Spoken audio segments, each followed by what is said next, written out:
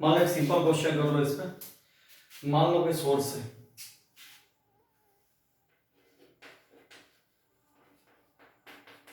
ठीक।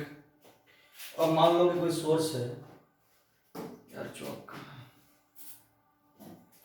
मान लो कोई सोर्स है, ठीक ना।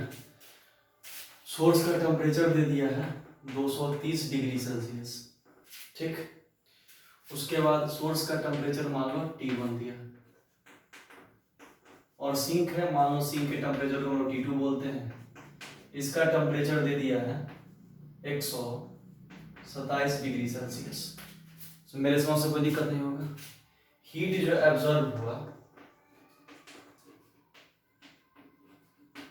वो दे दिया 10⁵ जूल। तो बोल रहा है वर्क डन निकालो। बहुत सिंपल है, आराम से उड़ा दो उसको, स्क्रीन पॉज करो, बना दो इसको। वर्क डन निकालना है, क्या करोगे, कार्नोट थ्योरम लगा दोगे। कार्नोट थ्योरम क्या है भाई, Q2/Q1 = T2/T1। तो Q2 के जगह पर हीट एब्जॉर्ब है, तो एब्जॉर्ब तो सोर्स ही करता है, यानी Q1 हुआ ये।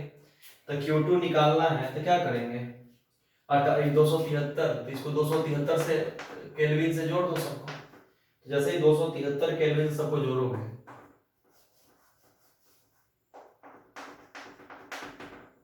केल्विन में बदलने के लिए एक काम कर, डाटा गड़बड़ा रहा है, इसको 227 कर दे।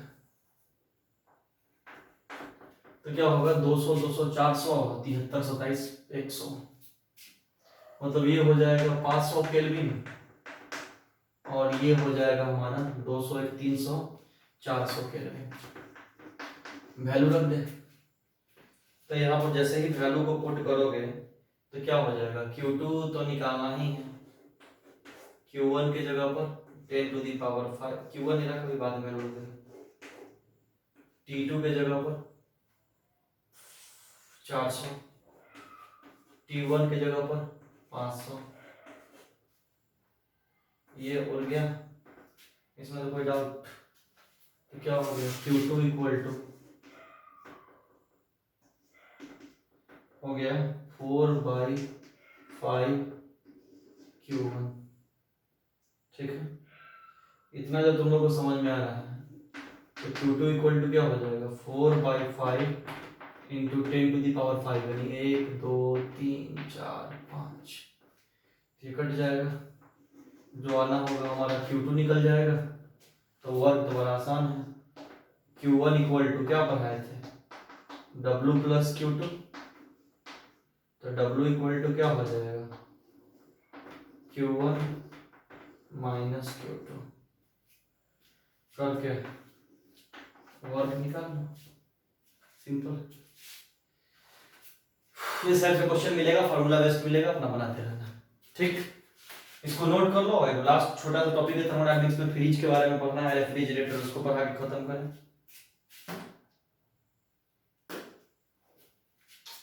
इसको लिखो, ये आसान है, खुद से कर लो।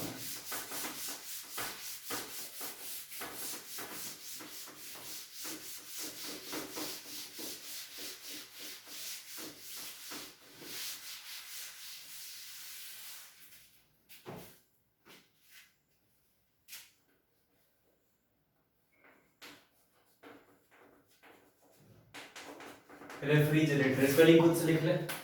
रेफ्रिजरेटर यानी फ्रिज, बड़ा सिंपल है भाई। इसमें क्या कहा जाता है कि इलेक्ट्रिकल एनर्जी हीट एक्सट्रैक्ट करता है from cold body to hot body. एक मिनट रुक जाओ, वो कैमरा को रोकने दो, चौक लेके आना दो।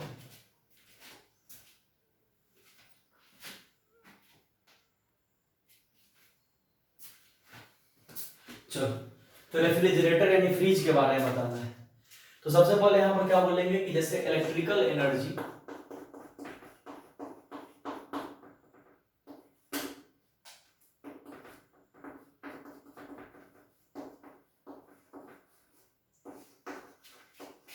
कोई भी इलेक्ट्रिक एनर्जी वर्क कर रहा होता है, तो इलेक्ट्रिक एनर्जी वर्क करता है, और ये क्या करता है, अरे यार, हीट एक्स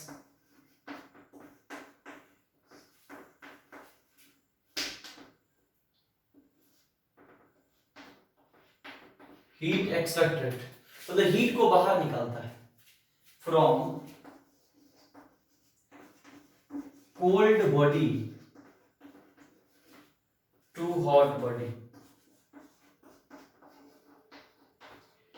तुम सोच रहे हो सर ऐसा कैसे पॉसिबल है? तो भाई ये खुद से पॉसिबल नहीं है कि कोई कोल्ड बॉडी अपने हीट को बाहर निकाल के हॉट बॉडी को दे, ऐसा पॉसिबल खुद से नहीं है। इसको करवाया जाता है जबरदस्ती, किससे?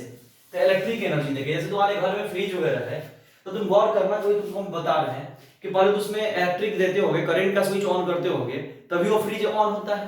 तो मतलब पहले एक्सटर्नल वर्क कराए, इलेक्ट्रिकल वर्क कराए, और उसके बाद क्या हुआ तुम गौर करके देखना, तुम फ्रिज के जैसे पीछे जाकर देखोगे एकदम हीट को निकालते रहता है, गर्म हवा निकलते रहता है। मतलब क्या होता है कि वो अंदर के कोल्ड बॉडी से क्या करता है, हीट को निकालता है और हॉट बॉडी को देता है। मतलब फ्रिज के अंदर के वातावरण से हमारे रूम का टेम्परेचर तो ज्यादा ही होगा, यानी वो हॉट बॉडी हो गया, फ्रिज क्या हो गया, कोल्ड बॉडी हो गया।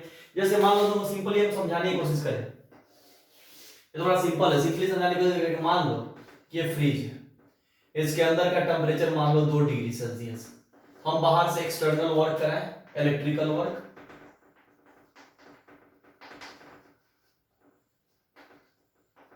तो हम बाहर से जैसे ही इलेक्ट्रिकल वर्क कराएंगे, खुद सोचो इस फ्रिज को देंगे तो यह क्या करेगा, हीट रिजेक्ट करेगा।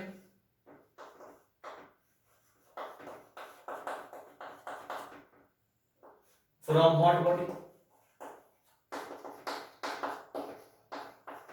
मान लो हम लोग का घर है घर, और इस घर का भी टेम्परेचर 30 डिग्री सेल्सियस है। तो सोच लो कि ये क्या कर रहा है, 2 डिग्री सेल्सियस मतलब कोल्ड बॉडी से क्या कर रहा है, इलेक्ट्रिक वर्क दिए, वर्क इसमें बाहर नहीं हो रहा है, वर्क इसके अंदर हो रहा है। तो वह इलेक्ट्रिक वर्क क्या कर रहा है, कोल्ड बॉडी से हीट को रिजेक्ट करके हॉट बॉडी को दे रहा है। समझ में आ गया? सिंपल डायग्राम समझ लो। जैसे मान लो सोर्स है, टेम्परेचर T, हीट इंजन है, इंजन, और मान लो ये सिंक, टेम्परेचर T2। तो जानते ही हो कि T1 हमेशा ग्रेटर होगा किससे, T2 से, यानी हॉट बॉडी, और ये कौन बॉडी, कोल्ड बॉडी। मान लो कि ये फ्रिज है, रेफ्रिजरेटर, और ये हमारा घर है, हाउस, घर में फ्रिज है। तो क्या हो रहा है कि जैसे इलेक्ट्रिकल वर्क किया, मतलब कोई भी एक्सटर्नल सोर्स है, तो कोई भी एक्सटर्नल सोर्स से इलेक्ट्रिकल वर्क करते हो, जो इसके अंदर वर्क तुम करा रहे, तो क्या किया, ये हीट को रिजेक्ट किया, ये हीट को रिजेक्ट किया, और किसको दिया, सोर्स को दिया, हमारे घर को दिया, हम उसको ऑब्जर्व किए। यही तो है, बड़ा सिंपल फंडा है। इसमें तो मेरे समझ से कोई दिक्कत है, फिर वही थ्योरी होगा, Q1 equal to W plus Q2। इसमें तो मेरे समझ से कोई दिक्कत नहीं होगा। और एक बात, ये जो इक्वेशन है Q2 by Q1 equal to T2 by T1, अभी बताए होंगे, Q2 by Q1 equal to T2 by T1, जिसको क्या बोलते हैं, कैरनॉट थ्योरम।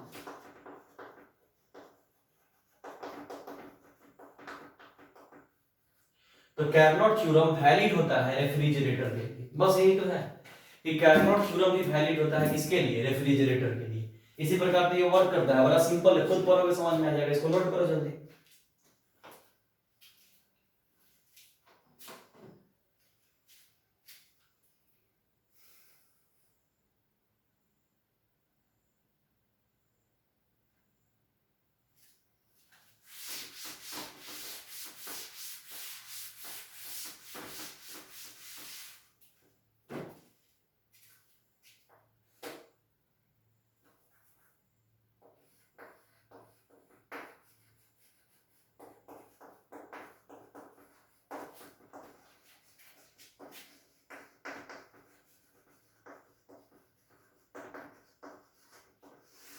अब देखो, इसकी इफिशियंसी के बारे में नहीं पढ़ना होता है, लेकिन इसके फ्रिज के, रेफ्रिजरेटर के कोफिशिएंट ऑफ परफॉर्मिंग, मतलब कि कौन फ्रिज ज्यादा अच्छा काम, मान लो मार्केट में बहुत सारा फ्रिज है, तुमको बोलेंगे कि जाओ कोई फ्रिज खरीद के लाओ, तुम कैसे समझेगा, तो तुम कैसे समझोगे कि कौन फ्रिज ज्यादा अच्छा काम कर रहा है? इसी को बताना है कि कोफिशिएंट ऑफ परफॉर्मिंग, उसका परफॉर्मिंग कैसा है। तो तुम जान जाओ कि वैसा फ्रिज, वैसा रेफ्रिजरेटर जो ज्यादा हीट को रिजेक्ट करेगा, कम काम करते हुए, मतलब वर्क डन कम होगा लेकिन हीट को ज्यादा रिजेक्ट कर देगा, वो ज्यादा अच्छा फ्रीज होगा। मतलब क्या बोलेंगे कि मोर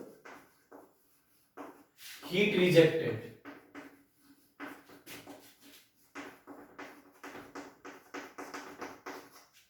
पहला पॉइंट कि मोर हीट रिजेक्टेड, ज्यादा हीट को रिजेक्ट करता हो और कम काम करता हो, मतलब less work has been done. More heat rejected less work has been done. मतलब तुम खुद सोचो कि तुम ज्यादा पावर का करंट दो तो फ्रीज स्टार्ट हो, तो पुराना टाइप का फ्रीज हो गया। मतलब क्या है कि कम इलेक्ट्रिकल वर्क, मतलब लो पावर का वर्क हो और उसमें हीट क्या कर दे, ज्यादा हीट को रिजेक्ट कर दे। बात समझ में आ गया? तो वही सबसे अच्छा फ्रीज होता है, ठीक। और कोफिशिएंट ऑफ परफॉर्मिंग को बहुत सारा जगह के से गामा से डिनोट करता है, हम इसको बीटा से डिनोट करते हैं। तो कोफिशिएंट ऑफ परफॉर्मिंग को बीटा से डिनोट किया जाता है, इसमें कोई दिक्कत।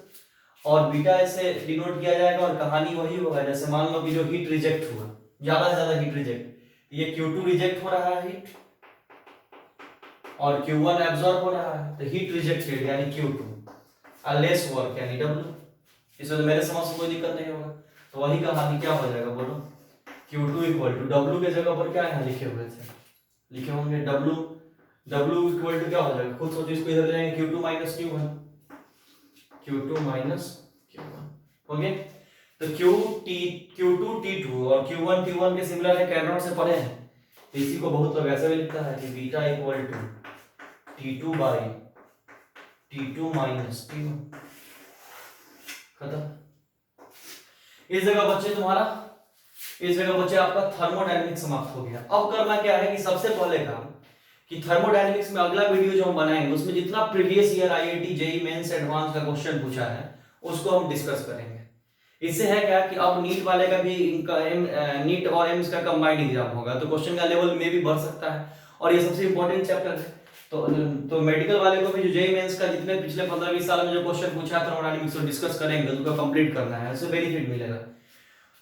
और क्या, इसके बाद फिर एससी वर्मा को डिस्कस कर देंगे, फिर फ्लूइड बढ़ाएंगे, उसका 12th स्टार्ट कर देंगे। ठीक है, चलिए, थैंक यू फॉर वॉचिंग।